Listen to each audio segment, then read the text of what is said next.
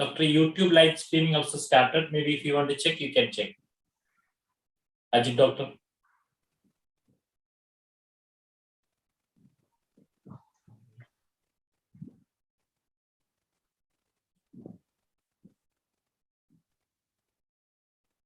Approve from another device. Please text me. Text me.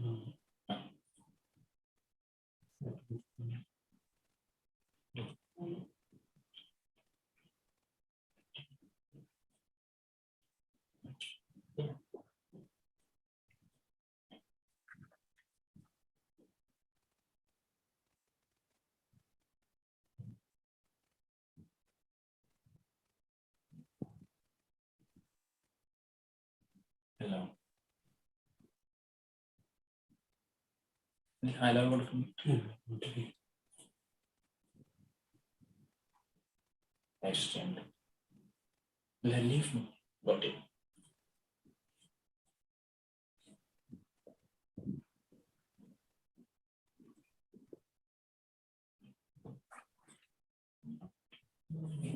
And then pause here, right?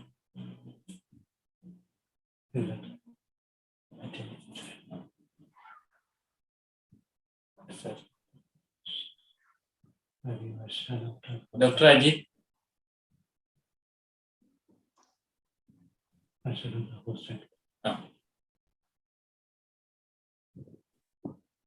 Host and okay. And Dr.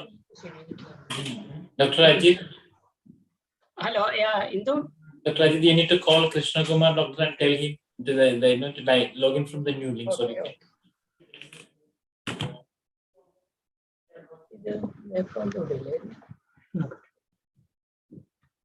Doctor, ഈ ഹോസ്റ്റിനെ എല്ലാം unmute ചെയ്യുന്നു.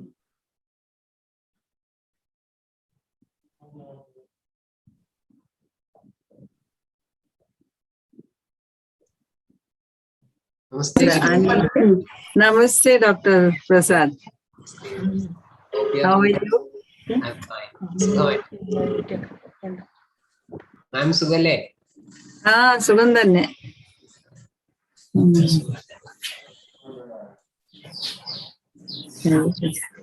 കേരളത്തിൽ ഇപ്പോഴും ഉണ്ടോ Covid? ഉണ്ടെന്ന് പറയാൻ വേണം വെച്ചാല് ഞങ്ങളാണ് അതിന്റെ ഒരു ലെഗസി നിലനിർത്തിക്കൊണ്ടു പോകുന്നത്. ബാക്കിയുള്ളവരൊക്കെ പിടിവിട്ടും തോന്നുന്നു.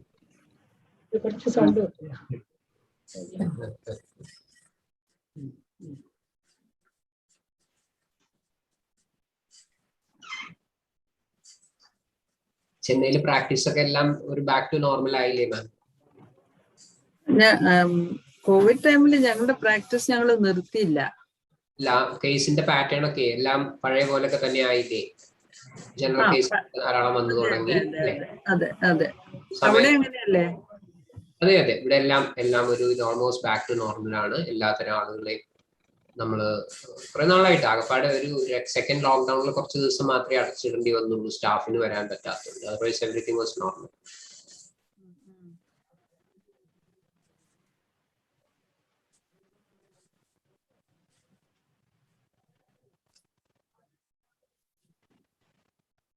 വേറെന്താ ന്യൂസ്? ആയുർവേദക്കാരുടെ ന്യൂസ് എന്താണ്? വേറെ എന്താ, ഇപ്പോ ഗവൺമെന്റിന് പുതിയൊരു നോട്ടിഫിക്കേഷൻ വന്നിട്ടുണ്ട്. കാറ്റഗറി ബിയിലുള്ള ആളുകളെയും കൂടെ ചികിത്സിച്ചുകൊള്ളാൻ അനുവാദം തന്നുകൊണ്ട് അതാണ് ഇറങ്ങിയത്. എന്താ, ഇന്നലെ മുതൽ സ്കൂളുകൾ റീഓപ്പൺ ചെയ്തിരിക്കുന്നു. അതിനുവേണ്ടി ആയുർവേദത്തിലെ കിരണം എന്ന് പറഞ്ഞിട്ടൊരു പ്രോജക്റ്റ് ഉണ്ട്. അല്ലെങ്കിൽ generally what is all India, not about Covid, പക്ഷെ ജനറൽ ന്യൂസ് എന്താ ആയുർവേദക്കാരുടെ? CCIM has been discontinued അല്ലേ? അതെ, CCIM പോയല്ലോ. National commission for Indian system of medicine ആയി. ബോർഡ് ഓഫ് ഗവർണേഴ്സ് ആണ്. പല കാറ്റഗറിയാക്കി തിരിച്ച് അതിനൊക്കെ ഓരോ റെഗുലേഷൻസിന്റെ വേണ്ടി വേറെ വേറെ, അക്കാഡമിക്സിനൊന്ന്, പ്രാക്ടീസിനൊന്ന്, അങ്ങനെയൊക്കെ തിരിച്ച് അതിനെല്ലാത്തിനും ഓരോ ഗവർണർമാരെ വെച്ച് അവരൊരു ബോർഡ് ഓഫ് ഗവർണേഴ്സ് ആണ് ഇപ്പോ കാര്യങ്ങൾ നടത്തുന്നത്. ഉണ്ടോ ഡോക്ടറുടെ ലിസ്റ്റ് ഉണ്ടോ ബോർഡ് ഓഫ് ഗവർണേഴ്സ്? ഞാൻ ഷെയർ ചെയ്യാം. അക്കാഡമിക്സിന് ആരാണ് ഇൻചാർജ്? ഞാൻ എന്റെ ഇപ്പൊ ലിസ്റ്റ് എന്റെ കയ്യിൽ ഇല്ല. ഞാൻ മാമിന് ഷെയർ ചെയ്യാം, വാട്സാപ്പിൽ ഷെയർ ചെയ്യാം. ഈ സെഷൻ കഴിഞ്ഞാൽ ഷെയർ ചെയ്യാം. Okay.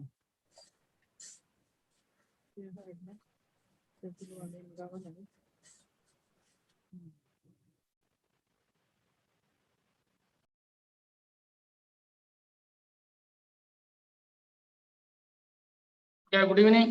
Good evening all. Good evening. നമസ്കാരം. നമസ്കാരം. Namaskaram. Krishnakumarji. Okay.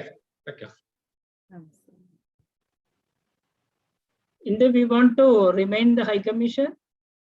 It's tested. Yeah, it's tested. It's all done, doctor.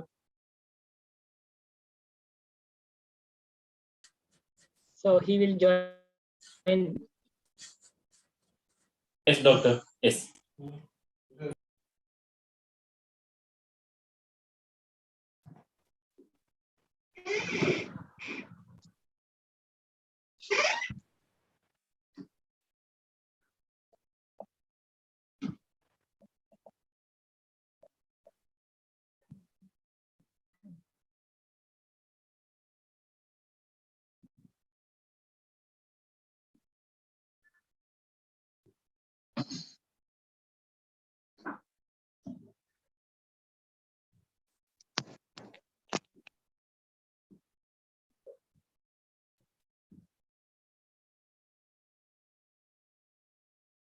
Left and right.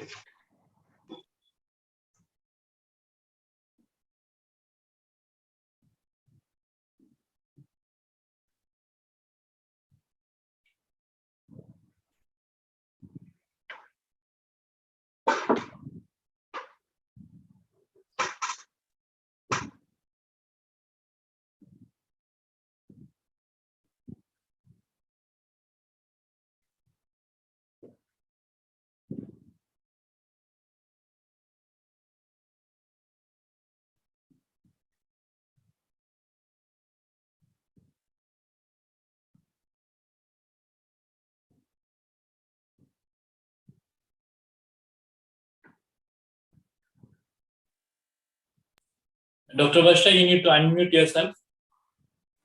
Yes, I am ready. I'm ready whenever it is. I just muted to reduce the chaos and the echoes that were happening. Perfect, perfect.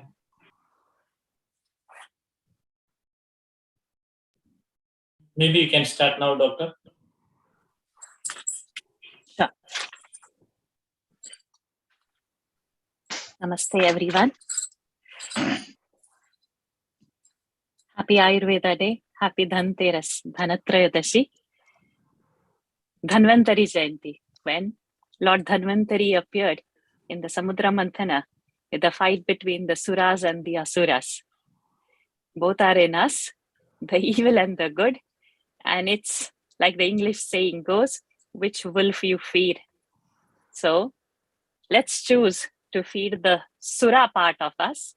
And to get the direction of which is Sura, which is Asura, we've got the great dignitaries to guide us. Before we begin our program, let's begin with a prayer offering to Lord Dhanvantari.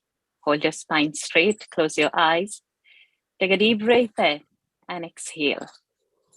Inhale deeply and exhale. Inhale, hold it there.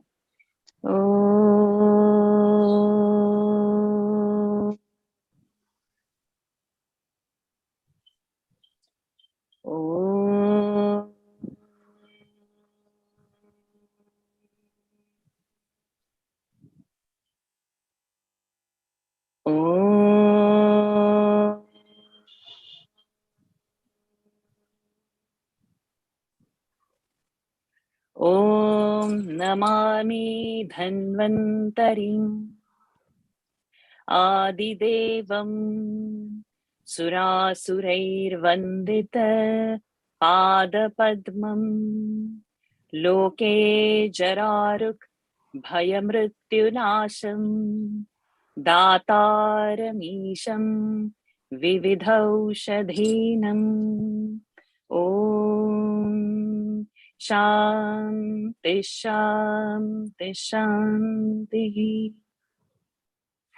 I bow down to that Lord Dhanvantari, whom the gods and the demons bow down equally and respect. He's the one who's the holder of all the medicines to ward off our Jara, the old age, Ruk, the pain, Bhaya, the fear, and Mrityu, the death. So he leads us to immortality. We had the Ayurveda Day given by our government. It was announced in 2016. And it happens to be in Singapore also. We had our first international Ayurveda conference held that time. Since then, every year, the Ayurveda fraternity in Singapore has been doing something or the other to revive this science in their own way, holding the international conferences, gathering all the dignitaries so that the views on Ayurveda can be shared. Amidst today's crisis, this conference continues still to be on Zoom, so it was always a live conference. The COVID has made life, we can say, easier because we can pick anybody now anywhere, not to depend on any time zone, and across all the time sets, we can just unite, and it has made easy only, I should say.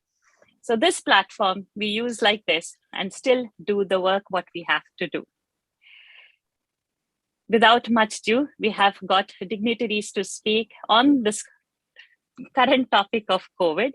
Let's first start this program off. I welcome Dr. V.C. Ajit Kumar, President of APAS, to address his to give his welcome speech. Sorry. Good evening to everybody. I am truly honored to be here today. I take it as my greatest privilege to welcome you all for this Ayurveda Day conference. Today, the theme is Ayurveda in post-COVID perspective. We all are aware of how world order has changed in the past 2 years. Today, we have gathered here to listen some well-researched insight on what the future could hold for us. I am sure we all are looking to get enlightened and walk away with a better awareness and knowledge to face the future. Without further ado, let me start with my assigned duty.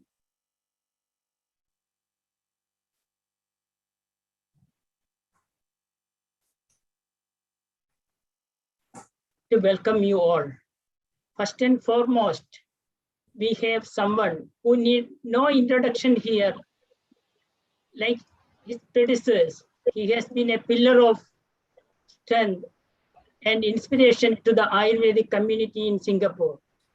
He has been instrumental in extending all possible support to us whenever we need it. Please join me in welcoming His Excellency. Recording in progress. Mr.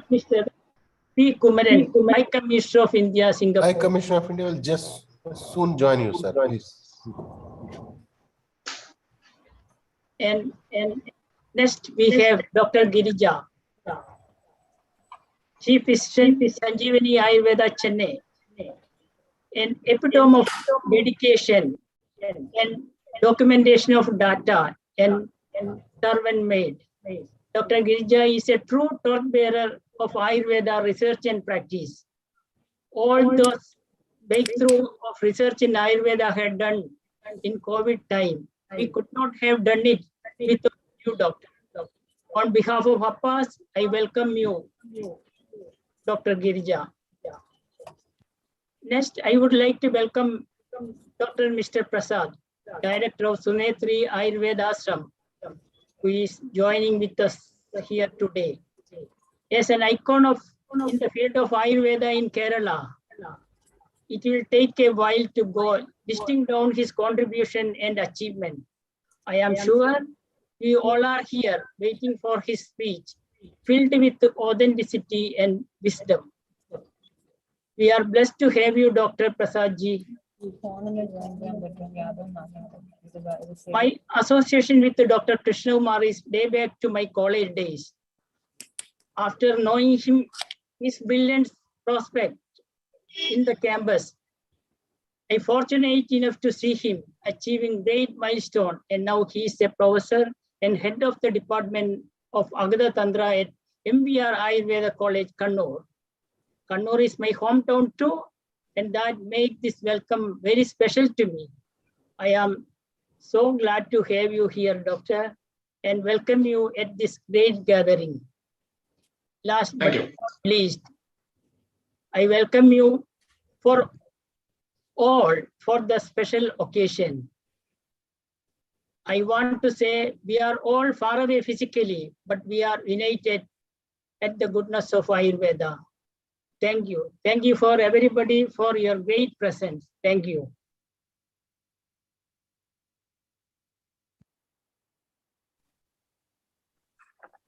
Thank you, Dr. Ajit.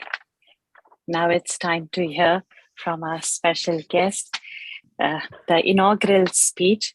I welcome His Excellency, Mr. P. Kumaran, Honorable High Commissioner of India to Singapore.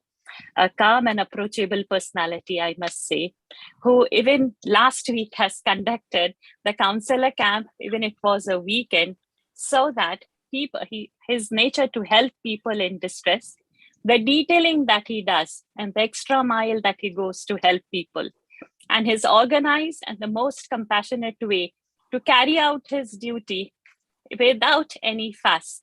I welcome His Excellency, Mr. P. Kumaran, to address us. Thank you, Varsha-ji, for the very kind introduction. It's a pleasure again to join you all.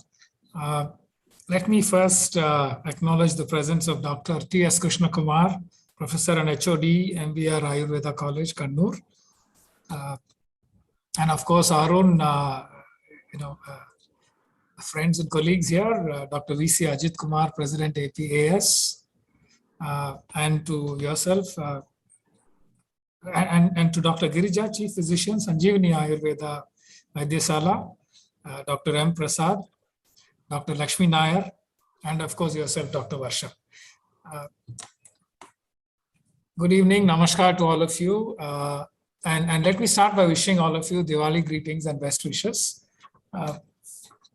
As you're all aware, today is Dhanteras and Dhanvantari Jayanti. Dhanvantari, the god of medicine. Basically, it's very clear that apart from the fact that Dhanteras is celebrated as a day of wealth, it is Dhanvantari Jayanti basically underlining the understanding that health is our biggest wealth. Highlighting this aspect is particularly important in the pandemic times we live in, which is something that has to do with the theme of our discussion today. And also the need for us, therefore, to maintain as robust a health and immunity as we can. Our first Ayurveda Day celebration in Singapore was about 2 years ago. But the High Commission, in association with the community, has been organizing seminars on Ayurveda and traditional Indian medicine every year as part of the activities associated with the International Day of Yoga for the last 5 years or so. As we know, Ayurveda literally means the science of life. I don't need to tell this to Ayurveda experts. It dates from long before the emergence of the field of life sciences, which is the modern standard today. Ayurveda is possibly the earliest formal system of healthcare. And we all know that it is not just a compendium of therapeutic recipes, nor was it the first system to use herbs. It is one of the earliest frameworks that systematized knowledge of health and healthcare.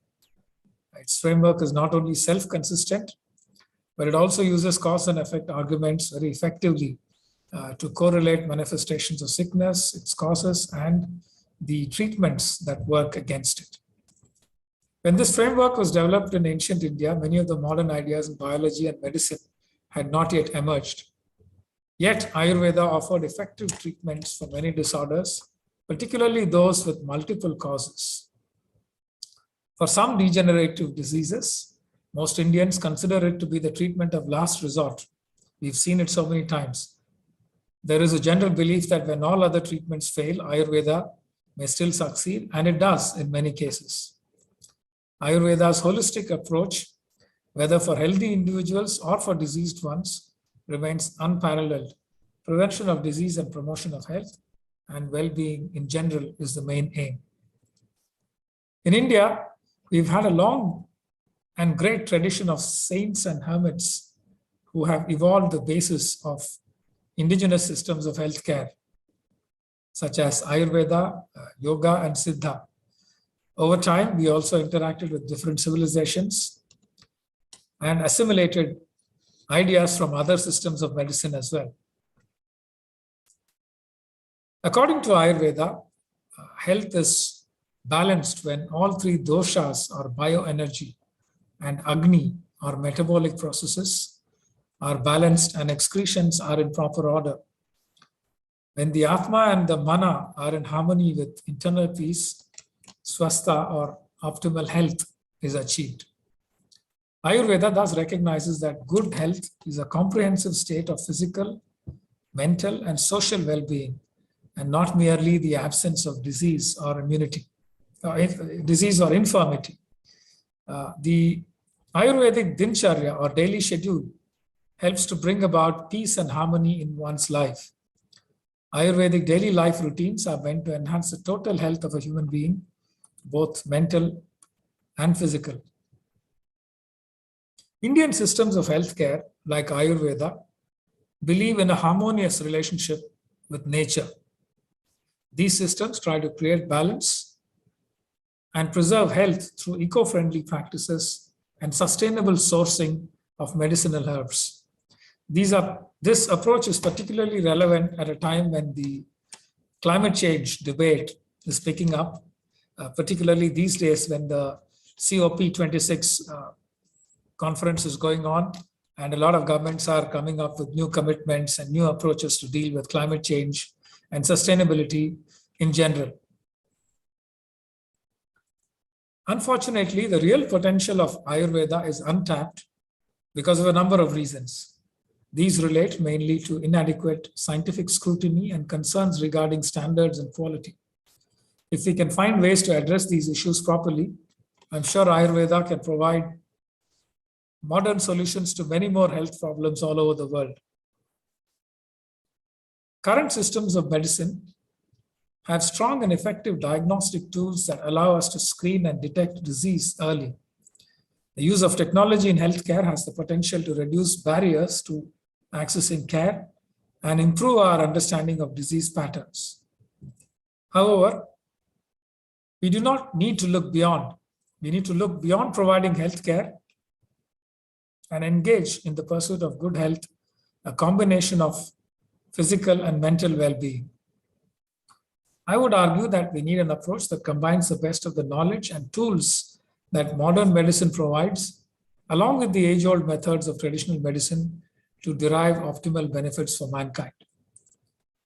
India is committed to promoting the use of traditional medicine in our public health system through regulation of research and appropriate integration of quality products, practices, and practitioners into the healthcare system. And these efforts are to tap the real potential of Ayurveda in imparting preventive and holistic healthcare to the people. India is the hub of traditional Ayurveda.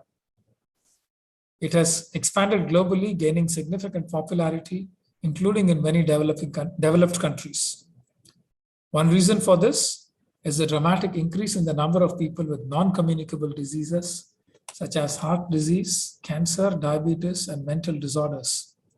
Traditional medicine has great potential to promote health and to prevent and manage non-communicable diseases. In many developing countries, traditional medical practices are popular and are perhaps the main sources of healthcare, well within the physical and financial reach of poor people, especially in rural and remote areas. All stakeholders of Ayurveda must therefore agree that it is important for us to address the issues of safety, efficacy, quality, access, and rational use of traditional medical knowledge of Ayurveda. We should also move closely with the emerging trends in the areas of biomedicine, health technology, and information technology to help improve the quality and reach of Ayurveda. In recent decades, an unfortunate perception has emerged that modern scientific knowledge is an adversary of traditional knowledge. A wise approach would be to find ways to synergize the benefits of the two systems in the best interests of mankind. There is also the issue of misrepresentation of Ayurveda as a massage or wellness system that is being promoted as an extension of cosmetology. Perhaps the time has come to establish Ayurveda as a healing science, to integrate it with the modern medicine, and to develop rules and regulations for its practice internationally. To do this, we should be able to carefully define the required professional knowledge and skills, define the role of health products and medical devices used in Ayurveda practice, define the framework on regulatory, legal, and ethical considerations, and data management in Ayurveda practice. In addition to general procedures to be adopted for imparting safe and quality Ayurveda therapies and risk management. Ayurvedic health interventions may also be integrated into the clinical management of a patient, being treated with interventions of other systems of medicine in a personalized and patient-specific manner. The Ministry of Ayush was set up to develop education, research, and propagation of indigenous alternative medical systems in India. The ministry set up the Central Council for Research in Ayurvedic Sciences with 30 institutions attached to it. They are conducting a variety of Ayurvedic research with modern techniques, the same techniques that are used for discovery and testing of drugs in the modern Western system of medicine. The government has also set up the National Medicinal Plant and Pharmacopoeia Commission. And the Quality Council of India grants Ayush trademarks for maintaining quality.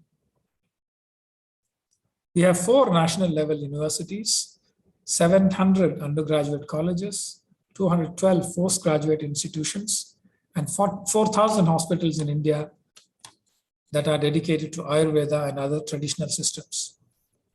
We also have memorandums of understanding with 19 countries, agreements with 18 universities abroad for research in Ayurveda, and we have set up 13 chairs in international universities in the field of Ayurveda. There is a lot of diversity in the training and practice of Ayurveda around the world. It is the predominant traditional medicine system in India, Nepal, Bangladesh, and Sri Lanka. These countries train university qualified Ayurveda practitioners who are licensed to undertake clinical practice and research and are extensively involved in public health care delivery. Regulations for practice and government-approved courses for training exist also in Switzerland, Australia, and New Zealand. In Mauritius, Malaysia, UAE, Serbia, and South Africa, the practice of Ayurveda is included within the regulatory framework by the state. In Mauritius, in fact, Ayurveda is part of the public health delivery system. As far as Singapore is concerned, the first Ayurveda practitioner came in 1930. Today, we have a vibrant community of Ayurveda practitioners in Singapore. They also practice other traditional systems like Siddha. India's policy regarding Ayurveda and other Indian systems of medicine is already aligned with the Traditional Medicine Strategy 2014 to 2023 of WHO, which has been adopted in the World Health Assembly for implementation by 192 member countries of the WHO.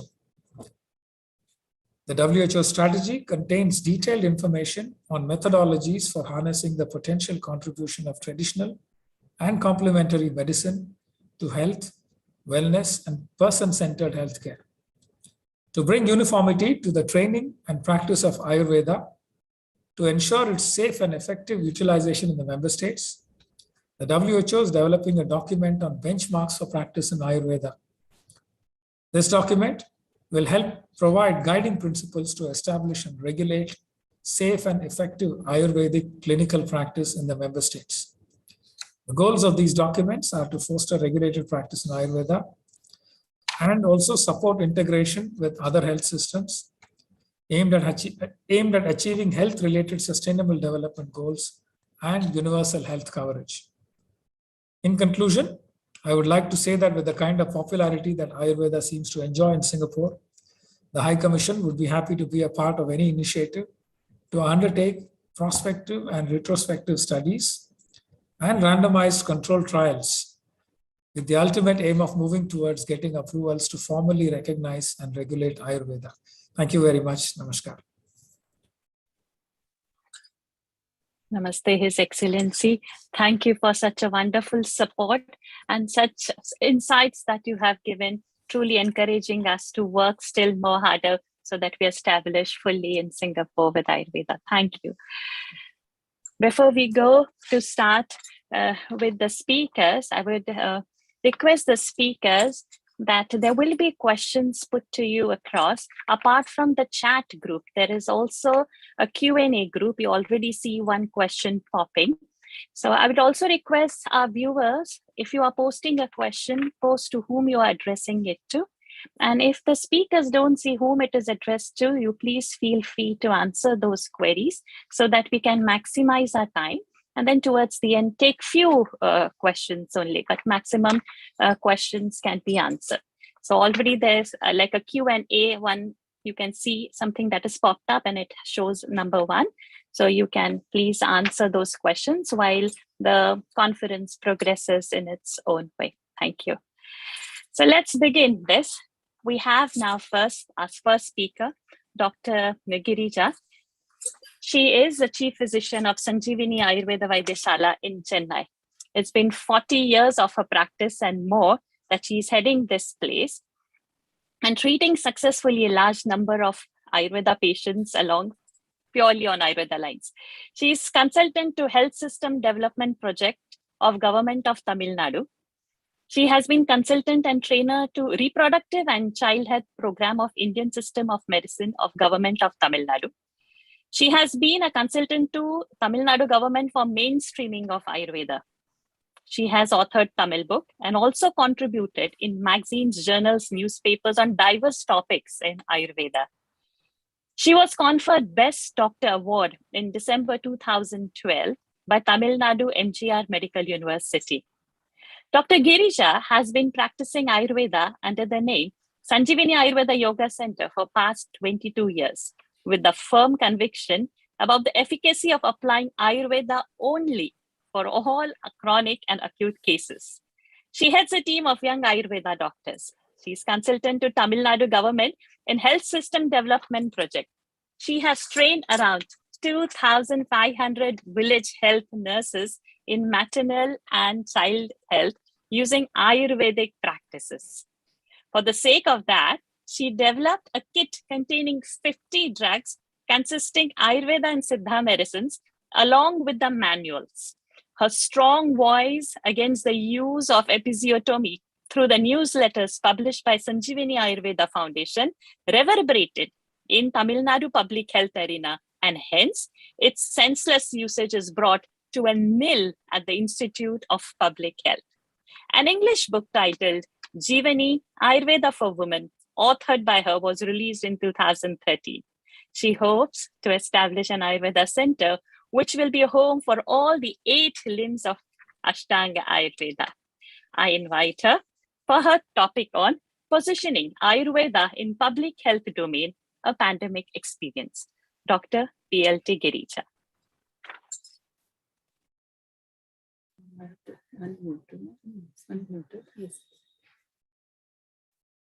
Good evening and my greetings to each and every one of you. We had a very impressive talk from our High Commissioner. Thank you very much for that. When Dr. Ajit invited me for this talk, I was pleasantly surprised to find there was such a large number of practitioners and followers of Ayurveda in Singapore. After more than 35 years of my practice and seeing several lakhs of patients, I can assure you of one thing, that Ayurveda has safe and effective medicine for all your numerous health issues. Now coming to COVID-19, of course, COVID-19 is a major public health issue all over the world. And despite vaccination, we have not seen the end of this pandemic. Experts say that it has become endemic in nature. Now, across India during pandemic, Ayurveda doctors treated COVID very successfully. I would briefly summarize our experience in Tamil Nadu. The very first question from you would be, how does a new disease get diagnosed in Ayurveda? It must be said that Ayurveda has the best understanding of fevers. Our text talks about fevers, the numerous fevers that you may encounter, and not a word more can be added to this description of fevers. And when we look at COVID-19, it definitely falls under the category of Vata Kaphaja Jwara. Give me that first.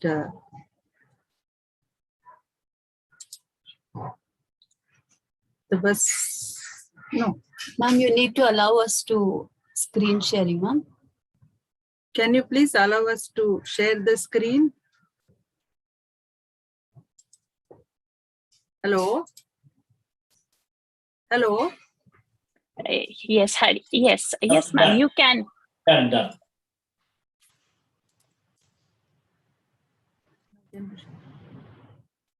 No, it still says host disabled, sir. Host disabled.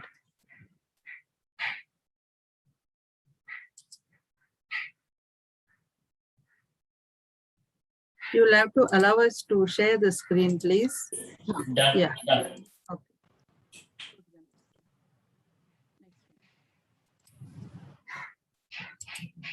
Next one. Yeah. Now, if you look at the symptoms of COVID-19, fever is predominant, weakness, cough, sore throat, headache, nausea, vomiting, dyspnea is breathlessness, confusion, giddiness, in some case diarrhea, and varied symptoms. Now, this is typically a symptoms of a group of symptoms coming under Vata Kapha Jwara. And once the diagnosis is understood as a Vata Kapha Jwara, then the treatment automatically follows. So this is how, first of all, COVID-19 was identified and diagnosed in Ayurveda. Now, as we belong to Tamil Nadu and we belong to Chennai, we had no restrictions in handling COVID-19 patients, unlike some of the other states like Kerala, which had initially said that no Ayurveda person should handle COVID-19. Siddha and Ayurveda people in Tamil Nadu were free to handle, and we had a large number of patients. In fact, our fully documented, start to finish, we had close to 700 patients. And if you include the ones which were not documented, it would be much more than that. And we handled all categories. If you look at it, mild, moderate, severe, vulnerable, immunocompromised. In that sense, we had all kinds of patients with all sorts of comorbidities as well. Now, next one. A large section of patients come to us. The reason being, in modern Western medicine, there were no scientifically validated treatment protocol for COVID-19. This led the patients to approach Ayurvedic help, and the news spread word of mouth, because there is no way you can go public and say we have a treatment modality for COVID-19. So it spread word of mouth. And if you look at the comorbidities, almost 1/3 of our patients were with single comorbidity or multiple comorbidities. Now, they would include high-risk patients like CKD. CKD is chronic kidney disease. Then we had CAD, which is coronary artery disease patients. then chronic obstructive pulmonary disease, this is what is called COPD, then diabetes, hypertension, cancer, those with undergoing chemotherapy and those which are under radiation therapy, and asthmatic, elderly. We had several patients who were above 90 years of age, increased BMI, even above 40, and also those with low SpO2 levels. So we have been handling a wide range of patients which were during this COVID times. Now, if I briefly summarize our experience, one major and most important feature about Ayurvedic treatment for COVID-19 is when treated with Ayurveda, patients do not deteriorate. What it means is we were commonly seeing mild and moderate cases deteriorating and causing high mortality. But when we were treating COVID-19 patients, mild and moderate cases did not deteriorate and need hospitalization. In fact, we came across several persons, apart from hearing and seeing. There was a patient who told me, the woman, my husband had only a mild cough, but it deteriorated and he lost his life. There was another couple who were, the wife opted for Ayurveda under home quarantine. The husband preferred to seek hospitalization from the beginning to be very safe. The wife made an uneventful recovery. The husband lost his life. So what does it show? That there was no treatment modality or treatment protocol which was available for those in the hospitals, which caused very high mortality everywhere. Now, the next thing what we noticed was quick resolution of symptoms. When we age-wise recovery, this is, and the next is number of days, recovery days versus number of patients. Now we found that recovery days on an average was 6 to 7 days, whereas some would have been much longer. There'll be 13 days, 14 days, 15 days. I think 15 would have been the maximum, 13, 14. But most, when you take an average, it was between 6 to 7 days recovery. So when treated with Ayurveda, there was not only no deterioration noticed, there was also quick recovery. And the post-COVID morbidity was also not there. Now, the High Commissioner particularly emphasized the question of safety and efficacy. This was another important sort of feature of Ayurvedic treatment, because there were no adverse reactions ever reported with our treatment. And they were very safe and very effective. There were no side effects. In fact, one of our early patients was referred to us by an allopathic physician whose patient was a patient of chronic kidney disease. And this patient was on a dialysis for 3 times a week. 3 times a week she has to undergo dialysis. She was also a diabetic. She had hypertension. She had chronic obstructive pulmonary disease, and she also had coronary artery disease and with a breast lesion. Now, you cannot think of a patient beyond this. This many comorbidities. It was a high-risk patient. In Chennai, the dialysis patients could not undergo dialysis if they were COVID positive. So she had to report COVID negative before she could undergo her 3 times a week dialysis.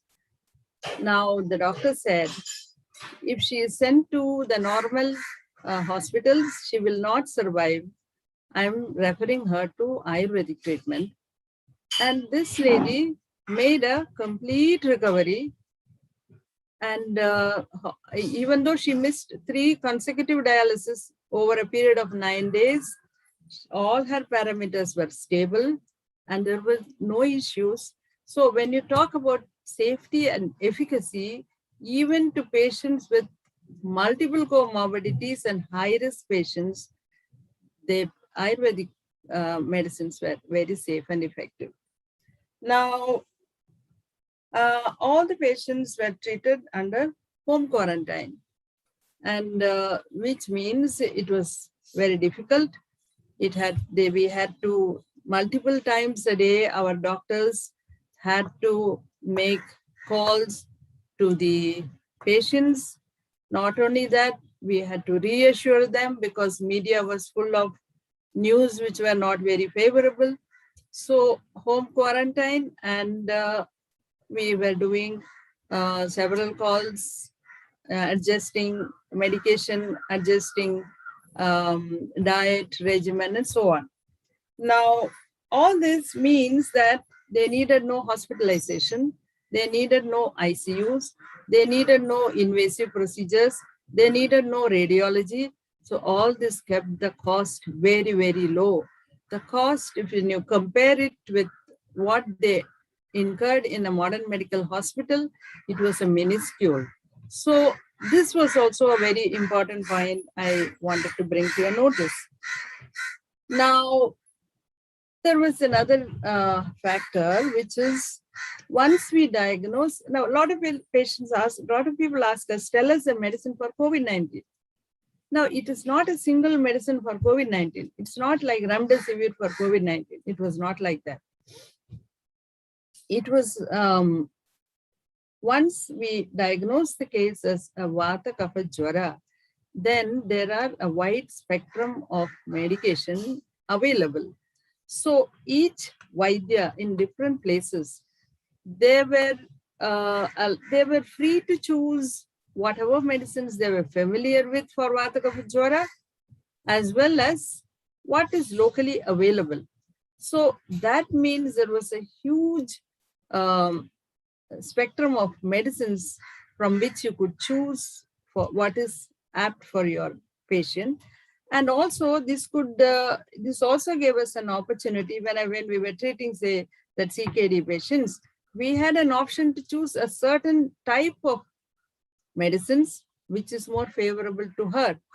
It is not a single medicine that everybody has to use. So we could tweak, we could sort of vary the medications according to if she's a diabetes, if she has something else, so we could change medication according to their disabilities and morbidities. Now, another important thing about our treatment is, which I think is the most important factor why Ayurveda came out better. You see, since there was no scientifically validated treatment available, the emphasis was on the self-limiting nature of the disease and the natural immunity of the patient to play a part. Now, wherever these two were lacking, the chances of a mild and moderate case deteriorating into a life-threatening situation became very high. And this was the reason why we found a high mortality and morbidity among COVID-19 patients. And definitely with our experience, I can definitely say that treatment with Ayurvedic and Siddha medication were far more effective in the sense the morbidity and mortality was much lower when handled with Indian systems of medicine. Now, we have published some of our data in some of the medical journals. Two of them are already published. Another one I did not give the link because it was our very first case. It's a single case study, which is not relevant. So the second and the third and the fourth one is there, which is in the press, which will be a lead article in another medical journal. So those who are interested in looking at what are the kind of medication and a lot more details could look through these links and take a look at that. So I think with this, I would end my presentation and wait for you to respond and ask questions. Thank you. Thank you, Dr. Girijaji. There are two questions over here regarding vaccination. Your thoughts, they're asking, would you recommend vaccination for children?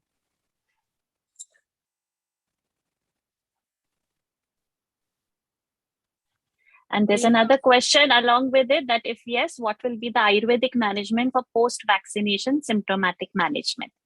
Dr. Girija, could you take these two questions, please? We should cover the adults first. Yeah, but before we because could- there was not many questions, so if you had to add a point, probably you could take it in that. had a lot of children, infants also with COVID, and they were very mild. In fact, I remember handling one COVID-19 patient only with a Rajanyadi Churna. And they don't require much medication, and it's very, very mild when the children are afflicted. I am yet to see a single child with a serious symptoms of COVID-19. Thank you. Thank you very much, Doctor. Any more questions would be there, please type in the Q&A box that's given rather than the chat box so that we can segregate the questions. Thank you, Doctor, very much for your excellent presentation with such detailing and graphing. Excellent. Thank you, Doctor. We go for the next topic. For this, I would invite Dr. Vaidya M. Prasad, Director of Sunetri Ayurveda Ashramam, Thrissur. Dr. Prasad M., a postgraduate in Ayurveda, has been in the field of Ayurvedic practice since 1996. Along with the academic education, he got intensive training in the philosophy and basic principles of Ayurveda from his guru Padma Bhushan Vaidya Bhushan K. Raghavan Tirumalpad. Currently, he is working as the principal and medical superintendent of Ashtangam Ayurvedam Chikitsalayam and Vidyapeetham, Vavnur in Palakkad district, Kerala. He is doing research-oriented work on the care of autistic children from 2002 onwards. The famous magazine Doc and Doc, in its February 2011 issue, highlighted him as pioneer in Ayurvedic system to work with autistic children. For today, he is going to talk to us on Ayurveda knowledge translation for post-COVID world. Dr. M. Prasad. Namaste, namaste to one and all of you. Most respected His Excellency Mr. Kumaranji, then Girija ma'am, Krishna Kumarji, Dr. Varsha, Dr. Ajit, Dr. Lakshmi, and all other fellow panelists here, and those who are attending this session. My humble pranams to all of you on this occasion of this Dhanvantari Jayanti, National Ayurveda Day. And thank you for the nice introduction, Dr. Varshaji. And I would like to say that I am now the principal and medical superintendent of the Ashtangam Ayurveda Vidyapeetham. I left that institution this year. Anyway, it is immaterial. Can you allow me to share my slides?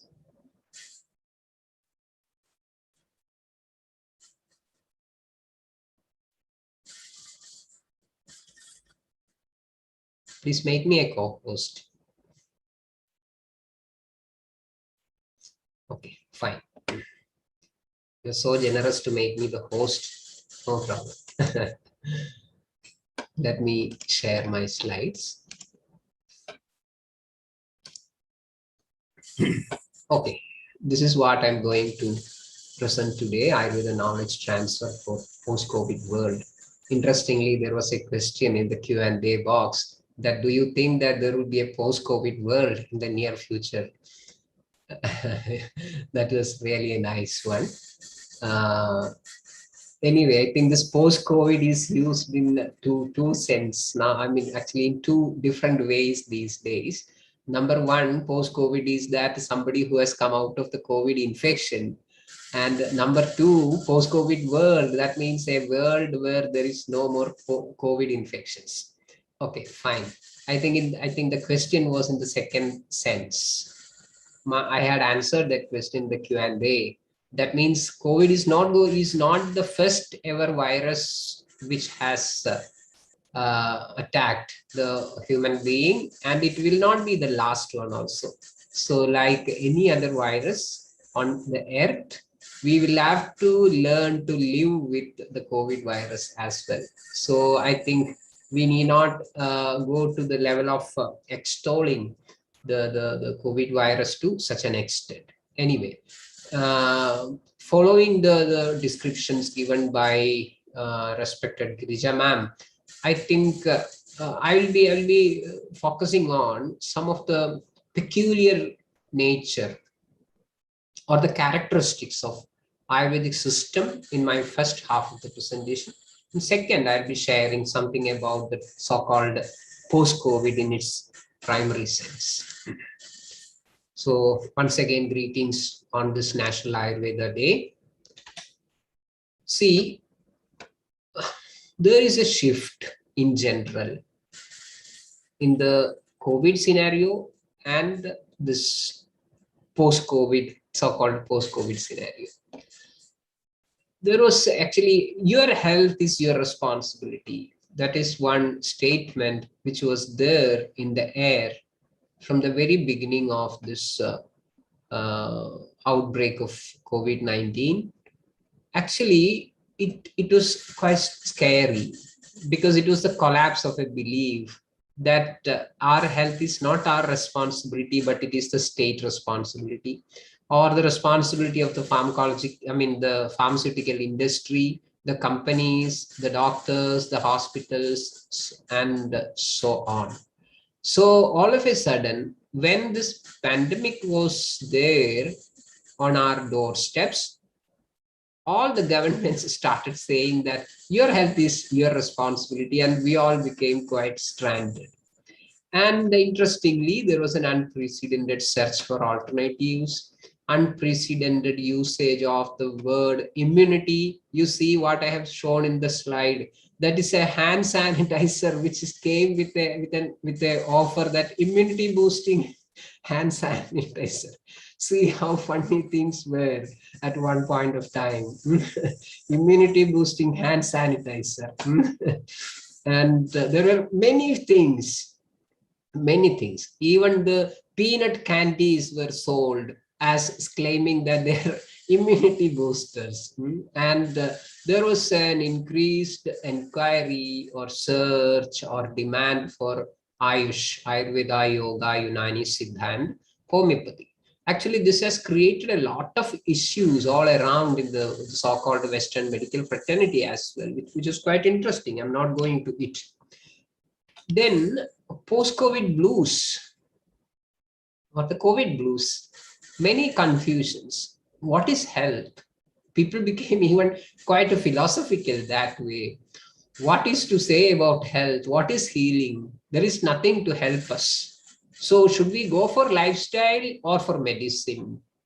How to move forward in this world of viruses? Who is going to save us? So at one point of time, the entire world looked quite philosophical that everything is going to change. But one of my friends told me that don't take this as a paradigm shift, doctor. This is just a stop in the red signal in the traffic. Let the green light glow. Everything will be back to what it was earlier. So that is an interesting question. Is this a paradigm shift for actually these questions? What is health? What is healing? Whether you should go for lifestyle changes or run after medicines? How to move forward? All these questions. Or it is just a temporary red signal.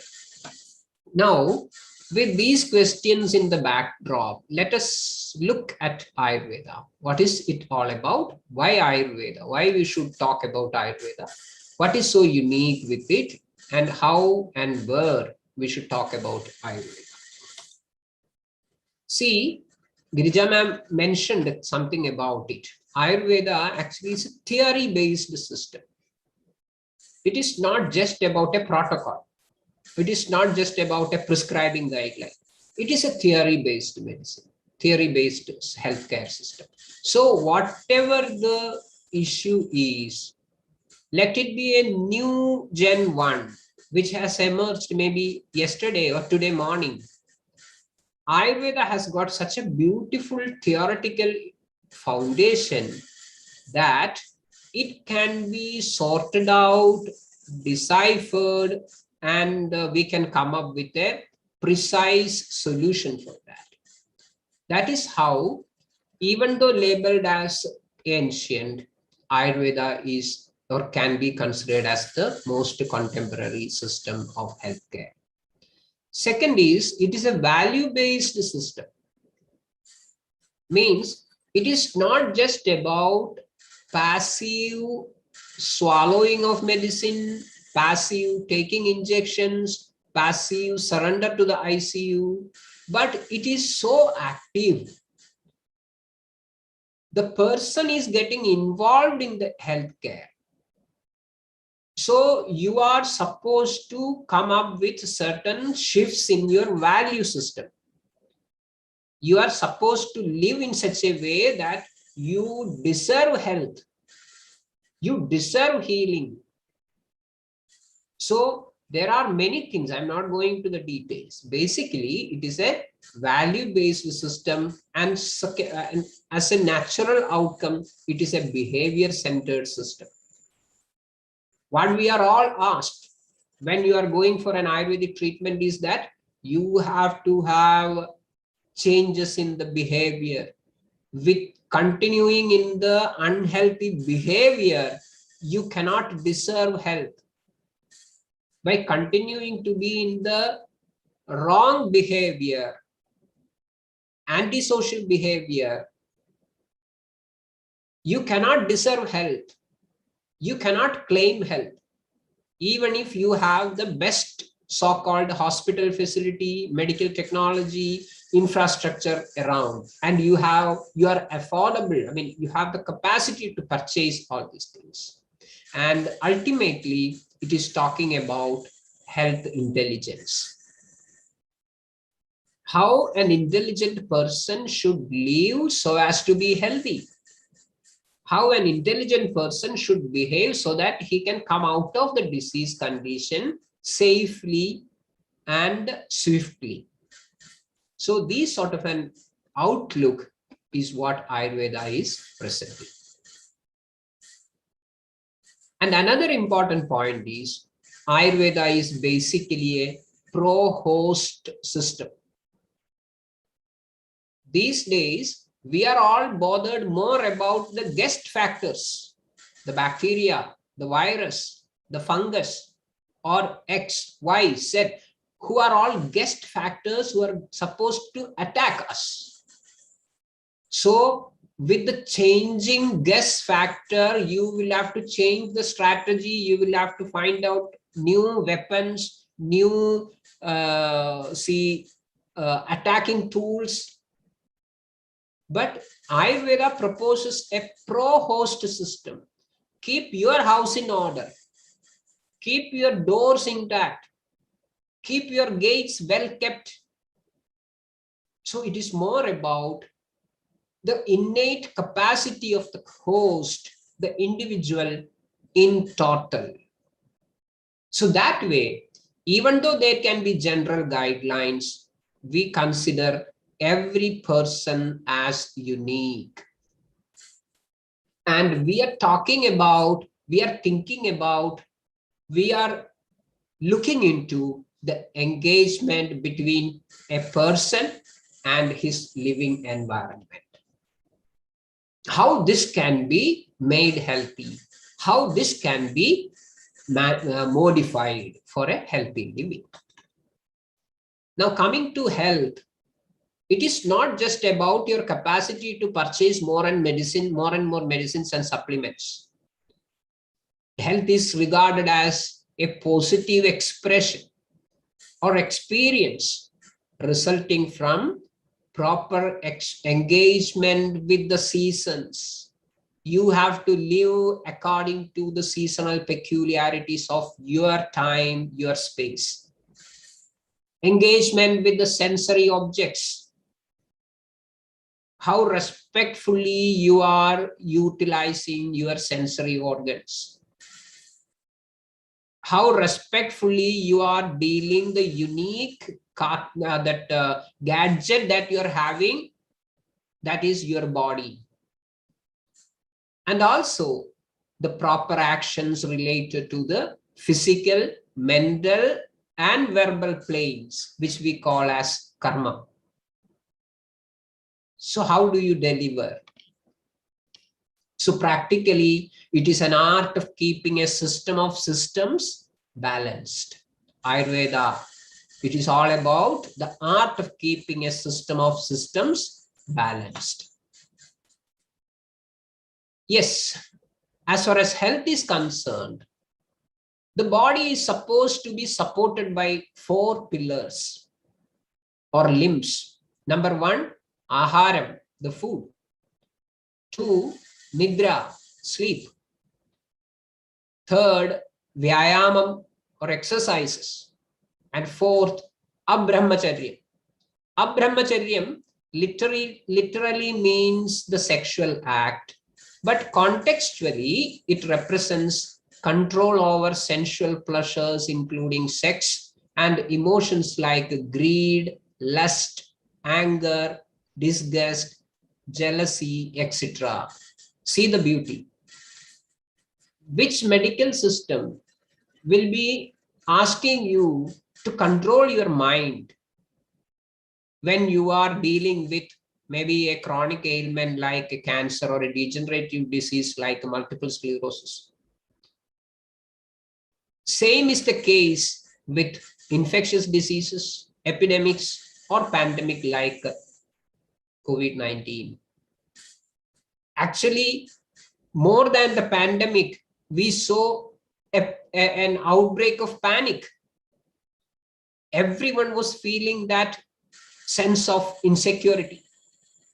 And that was creating more issues in the beginning than the real viral attack.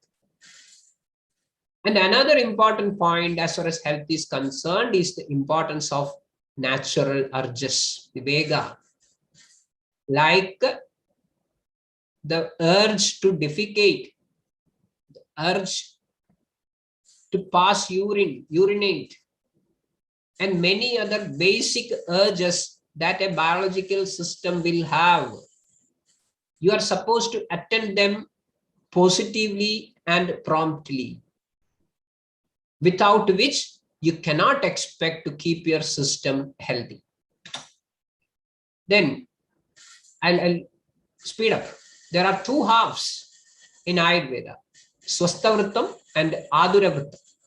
Swasthavrittam comprises of the practices for healthy living, and Aduravrittam comprises of the practices for disease management. And as far as the prevention of diseases is concerned, ahara is very, very important. And then comes the vihara, where all the lifestyle pattern and the environmental pattern will be included. Medical intervention is the 3rd, maybe considered as the last option. Without this changes in ahara and vihara, you are not supposed to get the disease prevented with the 3rd option alone. Very, very important. Now, another concept when we talk about prevention of diseases, that revolves around 2 closely related technical terms. One is balam, which means strength or power, and another one is vyadhikshamatvam, means the capacity to resist the onset of a disease and also to slow down a disease progress inside. Overall, vyadhikshamatvam may be considered as the disease resistance capacity. And when we talk about balam or strength, it has got 4 separate areas of understanding in Ayurveda. That means the Agni balam, which is the most important one, the digestive power of a person. Deha balam, the physical strength as a whole. Dhatu balam, the endurance of individual tissues in the body. And Sattva balam, the mental strength. All these 4 are to be considered seriously, separately, and in total. Again, there are multiple factors which influence the manifestation of balam. Sometimes it can be sahajam, means inherited. Sometimes it can be kalajam, that means seasonal. So in certain seasons, our body capacity, body strength is much, much better. Whereas in some other seasons, we will be very low in our capacity to withstand challenges. Then environmental factors, which can be decided by the optimal quantity of air, water, and soil. We will call it as deshajam. And the fourth one is gained by the proper use of medicines and treatments, which is known as yuktijam. Now, how to improve balam, especially in the context of diseases like COVID? There are advices on food and lifestyle. These two words, hitam and mitam, they are very, very important. Hitam means wholesome. So the diet should be wholesome, and mitam means it should be measured, it should be conscious. That measurement is based upon the individual's capacity to digest, to process, and assimilate. However rich a food is in terms of its nutritional value, if an individual cannot process it, digest it, assimilate it properly, it is a waste, it is a challenge, it is a threat to the system. Similarly, we have always a tendency to eat according to our tongue, not according to the system. So when you surrender to the tongue, I think the concept of wholesomeness is lost. You need not end up in the proper utilization of the food you eat. Then dinacharya. Dinacharya is very, very important. How to live a day. Similarly, Ritucharya means how to modify the daily practices according to the prevailing season from time to time. So these two things are very, very important. Coming to Vyadhikshamatvam, there are some specific practices in Dinacharya, in daily practice. Abhyangam means application of oil if it is suitable to you. If the season is fine, using suitable oil preparation, giving more importance to 3 prime locations, that means head, ears, and also the feet. Then Vyayamam, exercise. Make exercise a regular habit, of course, changing the intensity and gravity of exercising according to the seasonal conditions. Nasyam, that means application of medicine in the nostrils. Anutailam is an example of a medicine used for nasyam. Nasyam, when practiced properly, can give prevention of almost all sorts of airborne ailments. And also it can influence the internal environment of the individual positively, so that his Vyadhikshamatvam will be kept high in general.